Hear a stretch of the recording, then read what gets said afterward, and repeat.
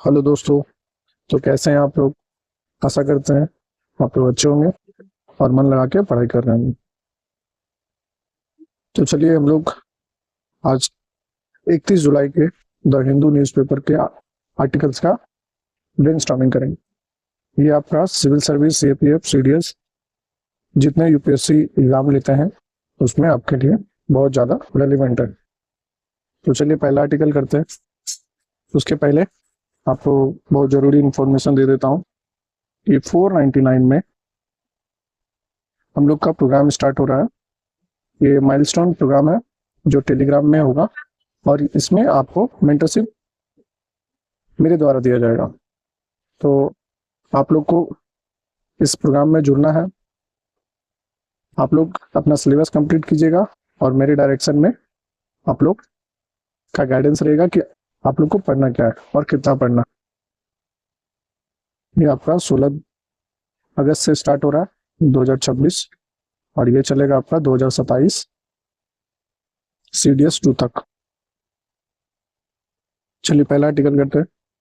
India's refusal to uphold a global gig worker law.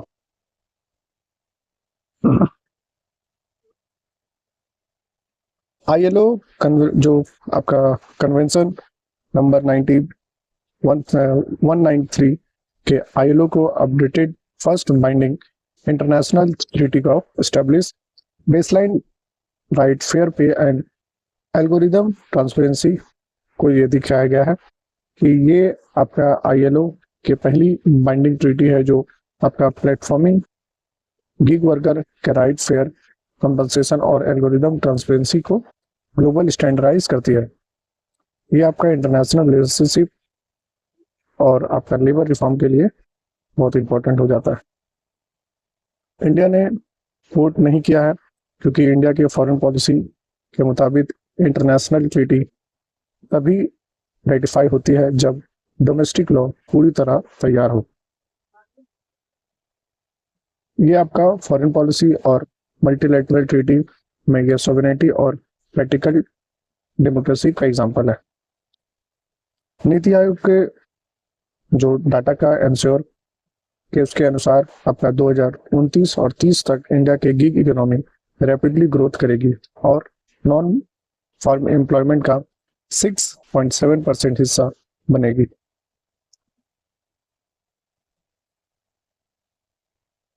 Code in social security 2020 के gig worker के legally refined किया गया है और एग्रीगेटर पर वेलफेयर फंड का बर्डन डाला है, लेकिन पॉलिसी इंप्लीमेंटेशन गैप के वजह से ये अभी तक ग्राउंड लेवल पर फुल्ली ऑपरेशनलाइज नहीं हो पाया है।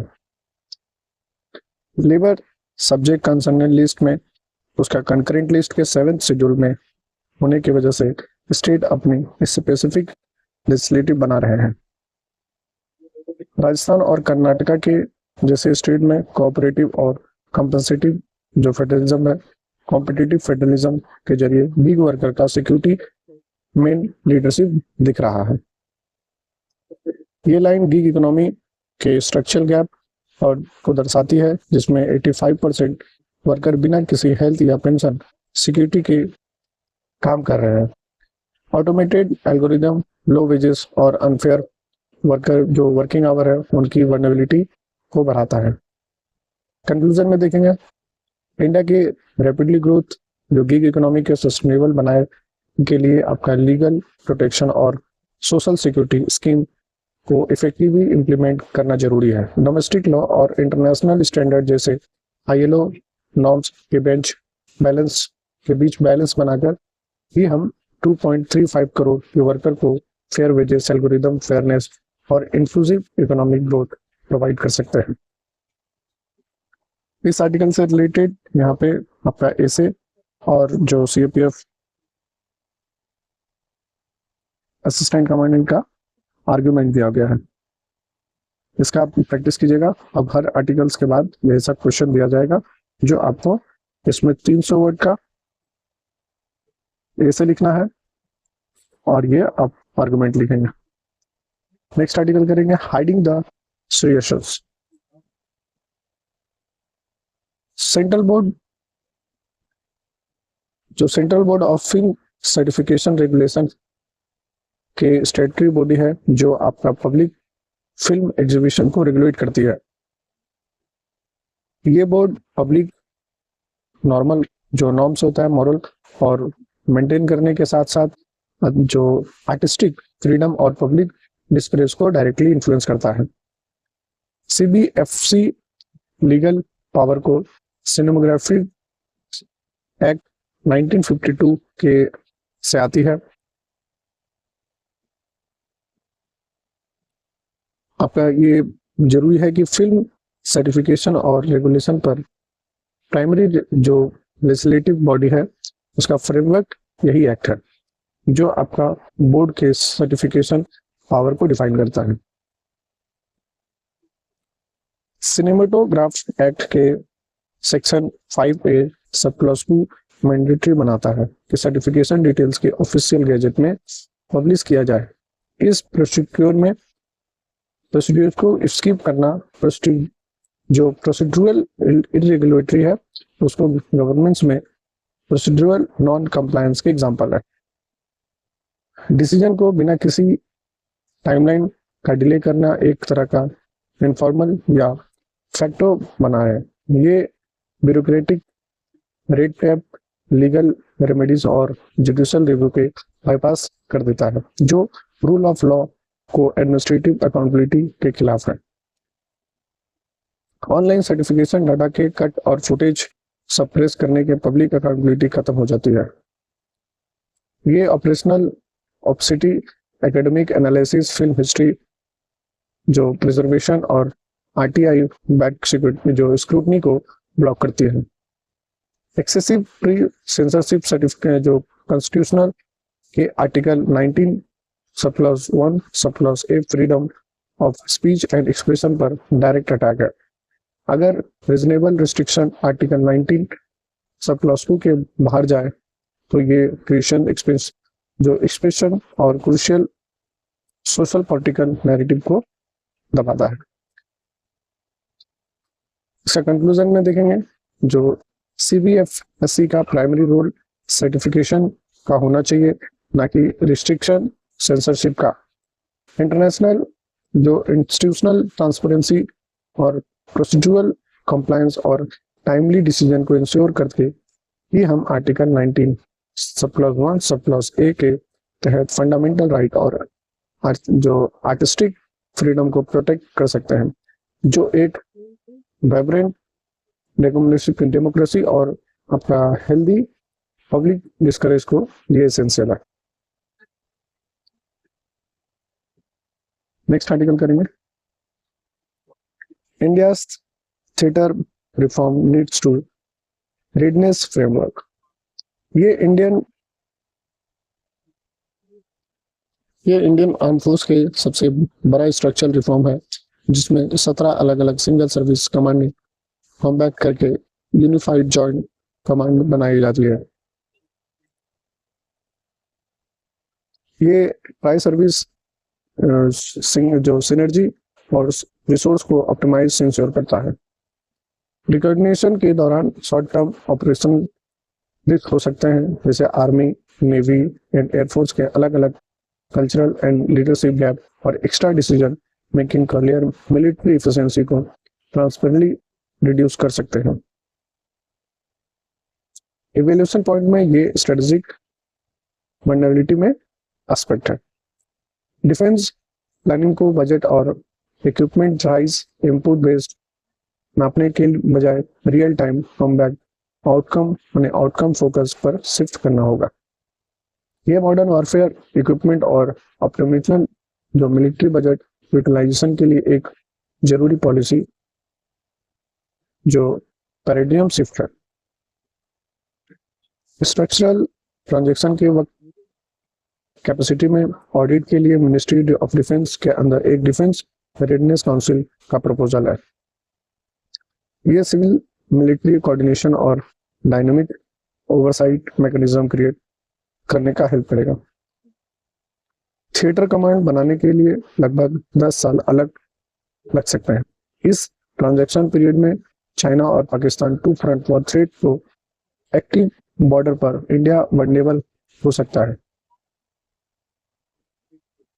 ये इंटरिम रिस्क असेसमेंट के लिए इंपॉर्टेंट है। ट्रांजिशन फेज के लिए रिस्क को बैलेंस माने मेंटेन करने के लिए और कुछ रिजर्व फोर्स को अलग रखना और प्रोएक्टिव जो डिप्लोमेसी का यूज करना जरूरी है।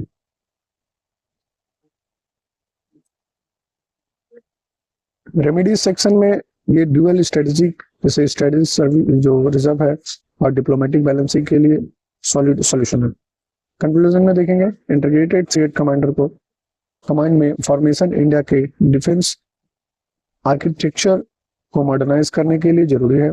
स्ट्रेटेजिक ओवरसाइट जो डेडिकेटेड रिजर्व फोर्स और आउटकम बेस्ड प्लानिंग के जरिए ट्रांजेक्शन पीरियड को रिस्क में मैनेज करने ही हम टू फ्रंट सिक्योरिटी थ्रेट को बीच एक फ्यूचर रेडी और जॉइंट फोर्स मिलिट्री कैपेबिलिटी को डेवलप कर सकते हैं। नेक्स्ट आर्टिकल करेंगे FCRA bill 2026 threat to civil society organisation.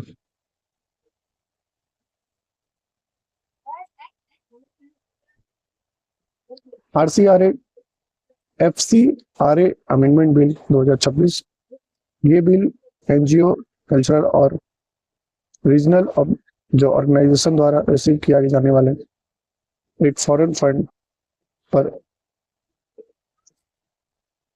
Control और ज्यादा बढ़ाता है। यूपीएससी के कॉन्टेक्स्ट में ये रेगुलेटरी स्टेट ओवरसाइट को थ्रेटन करता है। एक मिनट रुकिएगा।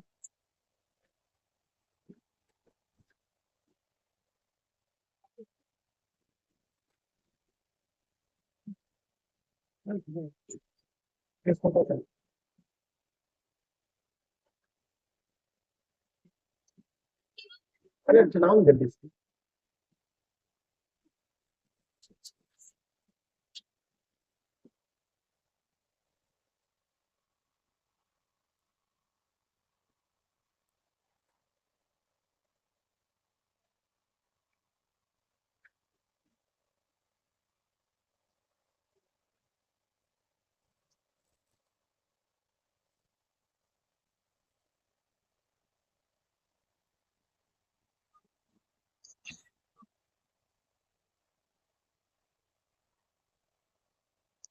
चलिए सेक्शन 601 जो सब क्लॉज 2 के तहत अगर किसी एनजीओ का FRCA रजिस्ट्रेशन कैंसिल हो जाता है तो उसकी सारी फॉरेन फंडिंग और उनसे आने वाले एसेट गवर्नमेंट द्वारा डेजिग्नेटेड अथॉरिटी के पास चला जाता है। ये सिविल जो सोसाइटी है ऑर्गेनाइजेशन पर ऑपरेशनल कंट्रोल और रिग्रेस बनाता है।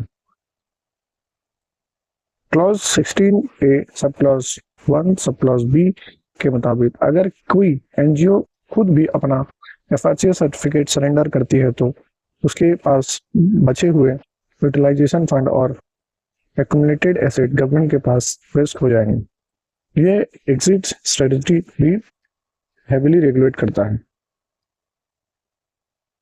रिलीजियस कन्वर्सेशन जो आपका कम्युनल टेंशन होता है उसके ब्रॉड पब्लिक इंटरेस्ट में एलिगेशन पर रजिस्ट्रेशन कैंसिल किया जाता है। यूपीएससी के एस्पेक्ट से पब्लिक इंटरेस्ट जैसे जो बोर्ड बैगनेस और एक्सक्लूसिव डिस्क्रिमिनेशन और पोटेंशियल मिसयूज का डिबेट ट्रिगर करता है। क्लॉज 16 एल गवर्नेंस को डिस्क्रिमिनेटरी एग्जाम्पशन देता है कि पावर क्लॉज जो ये article 14 equity equality before law के आर्बिट्री डिस्क्रिमिनेशन को अनगाइडेड एग्जीक्यूटिव डिस्क्रिमिनेशन पर आपका कॉन्स्टिट्यूशनल क्वेश्चन रेज करता है जो मेंस पॉलिटी आंसर के लिए क्रूशियल और काउंटर आर्गुमेंट है। एग्जीक्यूटिव पावर के जरिए एसेट को सीज करना और ऑपरेशनल रखना जो फॉरेन फंडेड एनजीओ के फाइनेंशियल सस्टेनेबिलिटी और फंक्शनली ऑटोनॉमी को डायरेक्टली अफेक्ट करता है। ये यूपीएससी में फंडामेंटल राइट और वाइब्रेंट सिविल सर्विस के बैलेंस को चैलेंज करता है। कंक्लूजन में देखेंगे, फॉरेन फंड के मिसयूज और नेशनल सिक्योरिटी के सेफगार्ड करने के लिए स्ट्रिक्ट रेगुलेशन जरूरी है।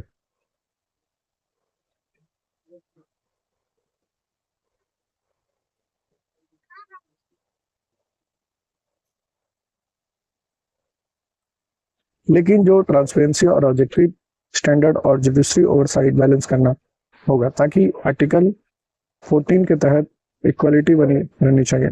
ग्रास रूट और डेवलपमेंट में काम करना होगा और लेजिटिमेट सिविल सोसाइटी को ऑर्गेनाइजेशन में ऑटोनॉमी भी प्रोटेक्ट हो सके। नेक्स्ट आर्टिकल करेंगे, private research and development spend cross government in financial year 2024। ये एक मेजर स्ट्रक्चरल जो पैराडिमिज्म शिफ्ट है। ये आपका प्राइवेट सेक्टर में रिसर्च एंड डेवलपमेंट स्टेटमेंट में इन्वेस्टमेंट में आपका गवर्नमेंट को ओवरटेक किया है। यूपीएससी के पॉइंट ऑफ से ये पॉइंट में कोऑपरेटिव और पार्टिसिपेशन और commercial research and development ecosystem को ग्रोथ और हाईलाइट करता है। Grass expenditure on research and development 0.8% का जीडीपी होना एक पॉजिटिव माइलस्टोन है। GS3 में इकोनॉमी और उसके फैक्ट में ये आपका एब्सोल्यूट ग्रोथ दिखाता है, लेकिन पॉलिसी ऑब्जेक्टिव इंडिया का टारगेट अप्रॉक्स 2% जीडीपी से भी पीछे है। ग्लोबल पर्सपेक्टिव से देखा जाए तो ये इजराइल <5%, साउथ कोरिया -4.8% और चाइना -2.4% के मुताबिक इंडिया के रिसर्च एंड डेवलपमेंट में आपका 0.83% काफी कम है।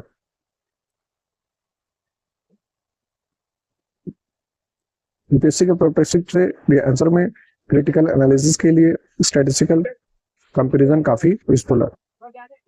नेशनल रिसर्च एंड डेवलपमेंट जो matrix DTS department of science and technology के अंडर नेशनल जो science and technology management information system के कंप्लाई करना है। ये आपका प्रीलिम्स के एक्चुअल क्वेश्चन के लिए एजेंसी लेवल में ओनरशिप के लिए और सर्वे मेथोडोलॉजी के ध्यान रखते हुए जरूरी है। रिसर्च एंड डेवलपमेंट ग्रोथ दिखाने का एक कारण सर्वे और मेथोडोलॉजिकल जो एग्जांपल है। अब DSIR रिकॉग्नाइज्ड फर्म के अलावा भी MNC और नॉन ऑर्गेनाइजेशन एंटिटी भी डाटा भी इंक्लूड हो रहा है, जो आपका इलस्ट्रेटिव और डाटा के लिए इम्प्रूव हो रहा है। प्राइवेट इंडस्ट्री इन्वेस्टमेंट में 3 साल में डबल होना, इंडस्ट्रियल ट्रांसफॉर्मेशन, टेक एडॉप्टेशन और सेल्फ रिलायंस आत्मनिर्भर भारत के लिए ये अफोर्ड दर्शाता है। यूपीएससी के इंडस्ट्रियल पॉलिसी और इनोवेशन इकोसिस्टम आंसर के लिए ये डाटा डायरेक्टली राइट अप के रूप में यूज किया जा सकता है। इसका कंक्लूजन देखेंगे, इंडिया में प्राइवेट जो सेक्टर है उसका रिसर्च एंड डेवलपमेंट में स्पेंडिंग बढ़ा रहे हैं और 0.83% जीडीपी थ्रेशोल्ड क्रॉस करना इनोवेशन सिस्टम के लिए एक पॉजिटिव साइन है। लेकिन ग्लोबल स्टैंडर्ड में बाहर और आना और नॉलेज जो इकोनॉमी बनाने के लिए पब्लिक और प्राइवेट फंडिंग दोनों स्केल गैप करता है। 2% जीडीपी एंड रिसर्च डेवलपमेंट जो एक्सपेंडिचर रिसर्च एंड डेवलपमेंट के एक्सपेंडिचर को टारगेट अचीव करना जरूरी है। नेक्स्ट करेंगे, supreme court restrict retrospective environmental clearance. Supreme court ने 2021 के ऑफिस मेमोरेंडम के रेट पर दिया है, जिसके बिना प्रायर अप्रूवल शुरू हुए प्रोजेक्ट को रिट्रोस्पेक्टिव क्लीननेस डाटा है। यूपीएससी के कंटेस्ट में ये रूलिंग जो प्रोसिक्यूशनरी प्रिंसिपल और सस्टेनेबल डेवलपमेंट का रिफॉर्म करती है। एग्जीक्यूटिव में अपना एडमिनिस्ट्रेटिव ऑर्डर के लिए जरिए 2006 के नेशनल जैसे स्टैट्यूटरी इंफॉर्मेशन को अल्टर करना नहीं कर सकता है। इसमें यूपीएससी के पर्सपेक्टिव से ये डॉक्ट्रिन ऑफ सेपरेशन पावर और जो इलीगल एग्जीक्यूटिव ओवररीच पर प्रिवेंट करने का क्लीन एग्जांपल है। 2026 के जो EIA फ्रेमवर्क के अंडर हाईवे, एयरपोर्ट, सी स्टेट और रियल एस्टेट के माइनिंग जैसे सेक्टर में आपका प्रोजेक्ट स्टार्ट करने के पहले प्रायर एनवायरमेंटल क्लीननेस लेना कंपलसरी है। एनवायरमेंटल अमनेस्टी स्कीम के रेगुलर फीचर नहीं हो सकती है, ये आपका बस एक रेयर एक्सेप्शन होना चाहिए। इसकी ड्यूरेशन इनफाइनाइट होनी चाहिए और एक फॉर्मल लीगल नोटिफिकेशन के जरिए इशू किया जा चाहिए। बिना प्रायर क्लीननेस द्वारा वाले जो प्रोजेक्ट और एमनेस्टी को तभी मिल सकती है जब जेन्युइन सुपरवाइजिंग जो पब्लिक इंटरेस्ट प्रूव हो। इसके लिए प्रॉपर स्टैट्यूटरी जो अमेंडमेंट की जरूरत है। जजमेंट के क्लैरिफिकेशन दिए गए एग्जीक्यूटिव के पास पावर ना होने पर भी सुप्रीम कोर्ट के पास एक आर्टिकल 143 कंप्लीट जस्टिस के तहत डिस्क्रिशनरी जो प्लेनरी पावर की एक वो एक्सेप्शनल डिजर्विंग केस में directly ex post facto clearance grant करता है। कंक्लूजन में देखेंगे सुप्रीम कोर्ट का ये जजमेंट एनवायरमेंटल गवर्नेंस में एक प्रीकॉशनरी प्रिंसिपल स्ट्रेंथन करता है। एग्जीक्यूटिव ओवररीच के रोकने के स्टैट्यूटरी EIA प्रोसेस में इन्फोर्स करता है। सुप्रीम कोर्ट ने क्लैरिफाइड इंडिकेट किया है कि इकोनॉमिक डेवलपमेंट और इंफ्रास्ट्रक्चर ग्रोथ के एनवायरमेंटल सस्टेनेबल और रूल ऑफ लॉ की कीमत पर आगे नहीं बढ़ाया जा सकता। तो ऐसे का फिर से क्वेश्चन है इसके इस टॉपिक से रिलेटेड और इसको 300 वर्ड में करना है और इसका ये आर्गुमेंट करना है। इसका फिर से बोल देते हैं कि ये माइलस्टोन प्रोग्राम स्टार्ट हो रहा है 16 अगस्त से 2026, जिसका फीस आपका 499 रहेगा, मिनिमम फीस है। ये आपका सेफ रहेगा जो आपका जो यूपीएससी CPF CDS का जो प्रिपरेशन है ये आपका CPF एग्जाम तक रहेगा और जो लास्ट जो चलेगा वो CDS 2 तक चलेगा। Thank you so much. इस टेलीग्राम में जुड़िए, क्वेरी पूछिए 9681606613 इस नंबर पे व्हाट्सएप कर सकते हैं। वीडियो अच्छा लगा तो लाइक करिए, शेयर करें, सब्सक्राइब करें। Thank you so much. जय हिंद, जय भारत।